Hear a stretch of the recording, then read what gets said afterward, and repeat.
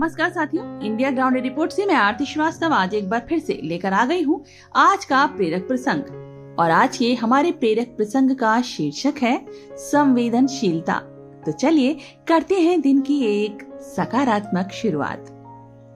मोहन काका डाक विभाग के कर्मचारी थे। बरसों से वो माधोपुर और आसपास के गांवों में चिट्ठियां बांटने का काम करते थे। एक दिन उन्हें एक चिट्ठी मिली। पता माधोपुर के करीब का ही था, लेकिन आज से पहले उन्होंने उस पते पर कोई चिट्ठी आज तक पहुंचाई नहीं थी। तो रोज की तरह आज भी उन्होंने अपना थैला उठाया और चिट्ठियां बांटने निकल पड़े। सारी चिट्ठियां बांटने के बाद वो उस नए पते की ओर बढ़ने लगे। दरवाजे पर पहुंचकर उन्होंने आवाज दी, पोस्टमैन। अंदर से किसी लड़की की आवाज आई, काका वहीं दरवाजे के नीचे से चिट्ठी डाल दीजिए। अजीब लड़की है, मैं इतनी दूर से चिट्ठी लेकर आ सकता हूँ और ये महारानी दरवाजे तक भी नहीं निकल सकती।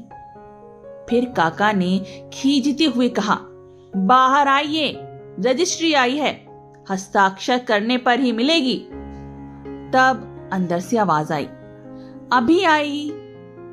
काका इंतजार करने लगे, पर जब 2 मिनट बाद भी कोई नहीं आया तो उनके सब्र का बांध टूटने लगा।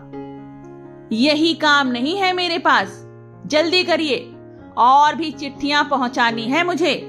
और ऐसा कहकर काका दरवाजा पीटने लगे। कुछ देर बाद दरवाजा खुला। सामने का दृश्य देखकर काका चौंक गए। एक 12-13 साल की लड़की थी, जिसके दोनों पैर कटे हुए थे। उन्हें अपनी अधीरता पर शर्मिंदगी हो रही थी। लड़की बोली, क्षमा कीजिएगा, मैंने आने में देर लगा दी। बताइए हस्ताक्षर कहाँ करने हैं?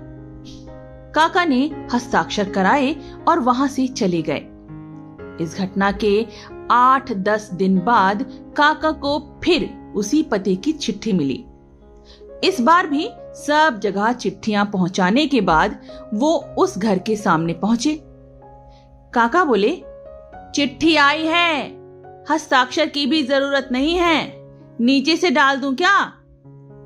नहीं नहीं, रुकिए, मैं अभी आई काका, लड़की भीतर से चिल्लाई। कुछ देर बाद दरवाजा खुला। लड़की के हाथ में गिफ्ट पैकिंग किया हुआ एक डिब्बा था।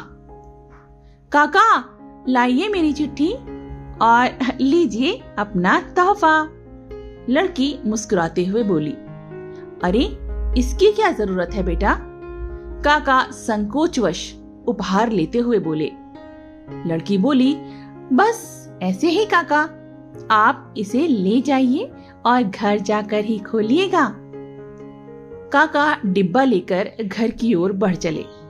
उन्हें समझ नहीं आ रहा था कि डिब्बे में आखिर होगा क्या।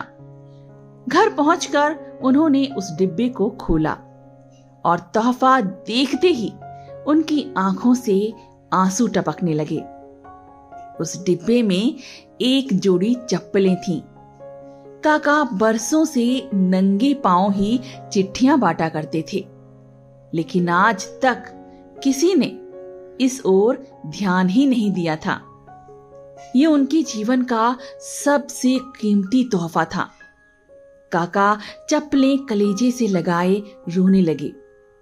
उनके मन में बार बार एक ही विचार आ रहा था, बच्ची ने उन्हें चप्पलें तो दे दी, पर वो उसे पैर कहां से लाकर देंगे।